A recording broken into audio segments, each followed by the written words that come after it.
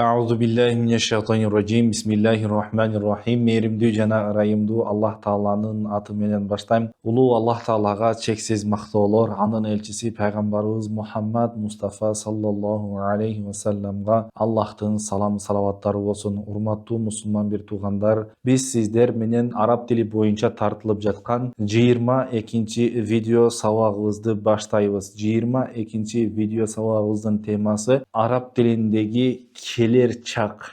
Араб тилиндеги келер чакты өтөбүз. Же болбосом тагыраагы сауфа бөлүкчөсү же са бөлүкчөсү жөнүндө өтөбүз. Сауфа деген бөлүкчө бул этиштин даана бир гана анык келер чакты гана көргөзөт. Келер чакты гана көргөзөт. Мисал үчүн ядхулу дей турган болсок, бул кирип жатат же кирет деген маанилерди берет. Кирип жатат же кирет деген маанилерди берет. Ядхулу десек кирет, же болбосом кирип жатат. Ал-мудория бул экөөсү учур, келер чак. Учур чакты дагы билдирет, келер чакты дагы билдире берет да, абалга жараша. Ал эми могу жерде сауфа деген бөлүкчөнү кое турган болсок, сауфа ядхулу дей турган болсок, ал анан кирет, келер чакта. Анық келер чакта экенин билдирет да. Бул келер чакта экендигин билдирет. Мисал үчүн сауфа ядхулу Ахмаду десек, Ахмад ал анан кирет, кийин кирет болот да. Ошондо кийин дегенде бунда балким кийин 1 айдан кийин, 2 айдан кийин, 3 айдан кийин же 1 жылдан кийин мисал үчүнчү. Ошол же 5 жылдан кийин деген дагы маанилерге кете берет. Сауфа ядхулу Ахмад десек, Ахмад кийин кирет болот да. Кийин келер чакта кирет, азыр эмес. Ошондо андан кийин сауфа тадхулу Фатимату десек, сауфа тадхулу Фатимату, Фатима анан кирет, Фатима кийин кирет болот да. Сауфа тадхулу Фатимату, Фатима анан кирет. Эгерде ушул жерде жөн эле тадхулу деп айтсак, кирип жатат деген дагы маанини берип калышы мүмкүн да, абалга жараша. Бирок эгерде биз сауфа деген бөлүкчөнү кое турган болсок, бул анык келер чакты билдирет да. Келер чакты билдирет. Балким 1 жумадан кийин же 1 айдан кийин же 1 жумадан кийин же 10 жылдан кийин же 5 жылдан кийин, кыскасы ушул келер чакты билдирет да. Мисалы андан кийин караңыздар, сауфа яхруджу Мухаммадун. Мухаммад анан чыгат болот. Сауфа яхруджу Мухаммадун, Мухаммад андан кийин чыгат, анан чыгат болот. Яхруджу десек чыгып жатат, сауфа яхруджу десек анан чыгат, кийин чыгат болот. Андан кийин сауфа тахруджу Аишату, сауфа тахруджу Аишату, Аиша анан чыгат.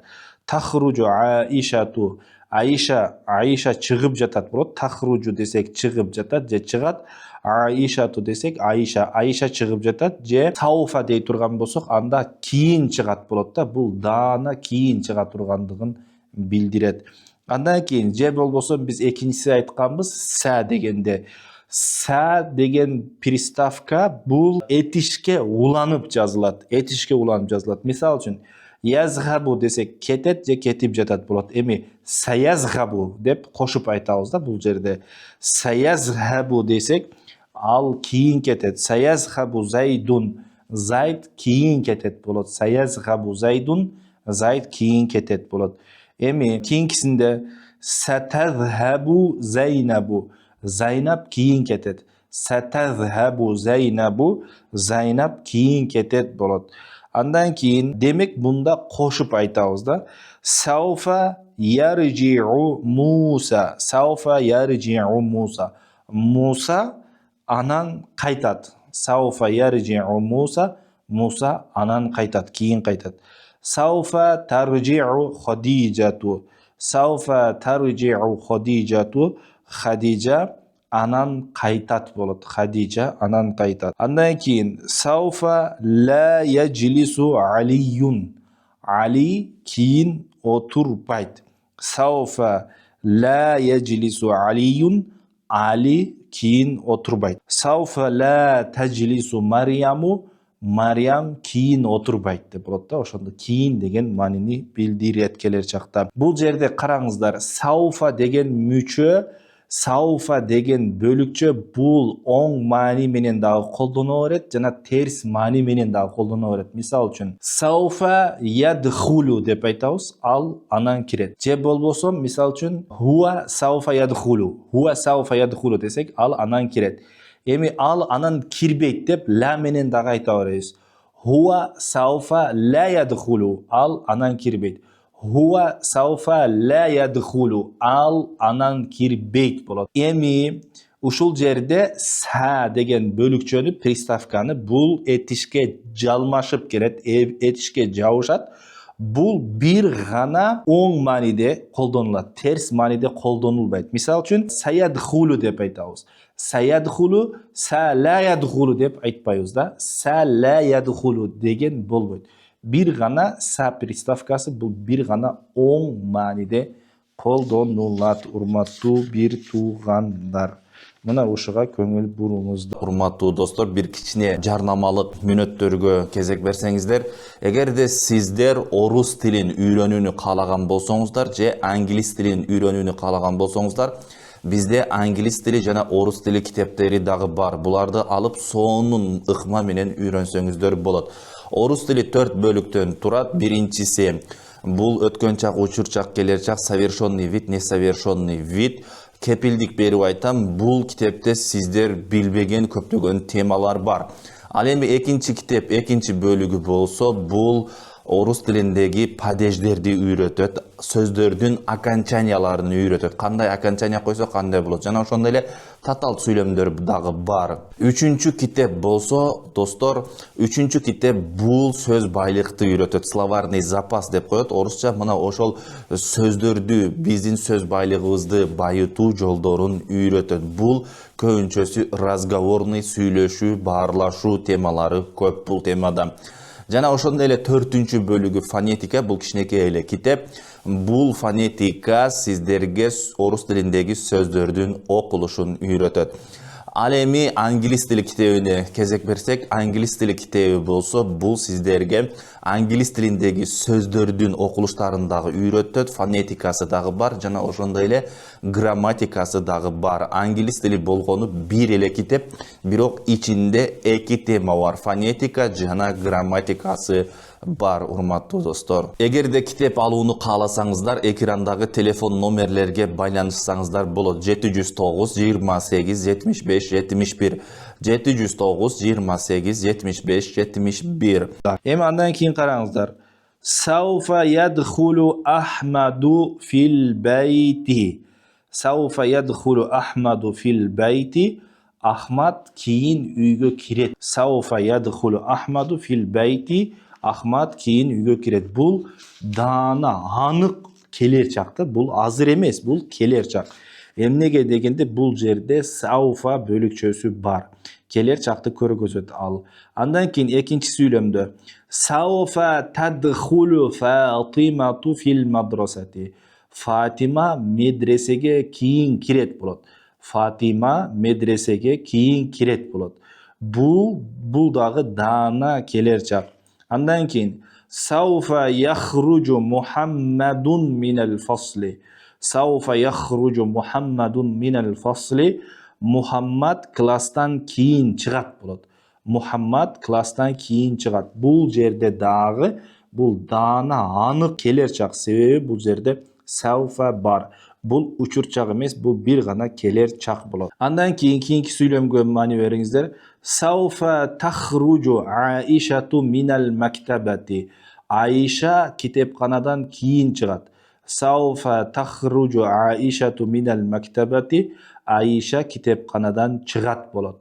Демек бул жерде сауфа деп айтып атабыз, бул кийин болот, келер чакты көргөзөт. Тахруджу десек чыгат.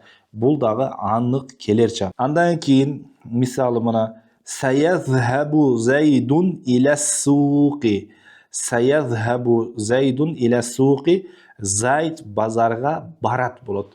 Ананырак, кийинирээк барат деген мааниде. Саязхабу Зайдун иля суqi. Зайд базарга анан барат. Андан кийин сауфа тазхабу Зайнабу илал джамиати. Сауфа тазхабу Зайнабу илал джамиати. Зайнаб университетке Кейін барат, анан барат. Бул жерде дагы анык келер чак. Кейін барат, балким bir жумадан кийин, балким 10 күндөн кийин, балким 1 айдан кийин, кыскасы ушундай келер чакты билдирет. Андан кийин сауфа яржиу Муса минас сафари. Сауфа яржиу Муса минас сафари. Муса сапардан кийин кайтат болот. Муса сапардан кийин кайтат. Кийин кайтат. Андан кийин сатаржиу Хадижату минал жаулати. Хадижа экскурсиядан кайтат болот. Сатаржиу Хадижату минал жаулати. Хадижа экскурсиядан кайтат болот. Са менен келип атат, бул дагы анык келер чак. Андан кийин сауфа яджлису Алиюн алал курси. Али столго отурат. Сауфа яджлису Алиюн алал курси. Али столго отурат болот. Келер чакта болот бул. Андан кийин сауфа таджлису Марьяму ала диккати. Сауфа таджлису Марьяму ала диккати. Мариям скамейкага отурат болот. Сауфа менен келип жатат. Бул жерде дагы демек бул не анык келер чак болот. Мына ошондуктан сауфа деген менен келип жатат, урматтуу бир туугандар. Ошондой эле кээ бир аяттарда дагы келген, маани берсеңиздер, мына келла сая'ламун деп атат. Келла дегенде жок деген сөздө. Келла десе такыр жок. Жок. Сая'ламун, я'ламуна дегенде алар билишет. Са деген бул келер чакты билдирет. Алар анан билишет. Алар анан билишет. Кийин билишет де, кыскасы келер чакта көрдүңүздөр, мына аятта дагы келип атат. Андан кийин сумма келла сая'ламун деп. Сумма деген андан кийин, келла жок, сая'ламун алар анан билишет. Алар кийин билишет деп атат да. Са бул жерде дагы анык келер чакты билдирет. Демек алар анан билишет, кийин билишет деп атат да. Жок, андан кийин алар кийин билишет деп айтып атат. Андан кийин васауфа та'ламун. Васауфа та'ламун. Жана сауфа деген бул келер чакты көргөзөт. Та'ламуна силер кийин билесиңер деп атат. Васауфа та'ламун. Та деген бул жерде силер. Уна деген вау келген. Ошо вау келгендигине байланыштуу бул жерде демек көмүскөндө антум деген сөз бар. Васауфа та'ламуна. Силер анан билесиңер. Силер кийин билесиңер деп атат. Силер кийин билесиңер. Андан кийин Такасур сүрөсүндө келген экен. Астагфирулла билlah. Калла сауфа та'ламун. Келла дегени жок, такыр жок. Сауфа анан та'ламуна билесиңер, силер кийин билесиңер деп атат. Та'ламуна дегенде силер. Сауфа деген бул кийин, келер чакта. Жок, силер кийин билесиңер деп айтып атат. Жок, силер кийин билесиңер. Андан кийин сумма келла сауфа та'ламун. Сумма деген андан кийин, келла жок, сауфа кийин келер чакты билдирет. Та'ламун силер билесиңер. Силер жок, силер кийин билесиңер деп кайра дагы бир жолу айтып атат. Мына ушинтип урматтуу достор, бул сауфа бөлүкчөсү Куранда дагы жана ошондой эле кээ бир аят хадистерде дагы кездешип калат. Кудай буйрса, буну дагы бул сабакты дагы бир жакшылап башынан аягына чейин көрсөңүздөр дагы болот. Сөзсүз бул сабакка лайк басып, комментарий жазып, башкалар менен бөлүшүп коюуну унутпаңыздар.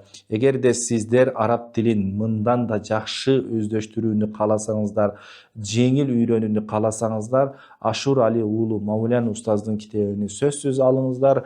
Бул китеп сиздерге араб тилин жеңил жана мыкты деңгээлде үйрөнүүгө жардам берет. Сиздер менен мен устаз Аладдин Исламидинов болдум. Эгерде сиздерге араб тили мугалими керек болгон болсо, сөзсүз бизге кайрылыңыздар. 709 28 75 71 709 28 75 71. Кайрадан кийинки сабагыбыздан жолугушканга чейин сак саламатта туруңуздар. Бул сабакты бөлүшүп коюуну унутпаңыздар. Ассаламу алейкум ва рахматуллахи ва баракатуху.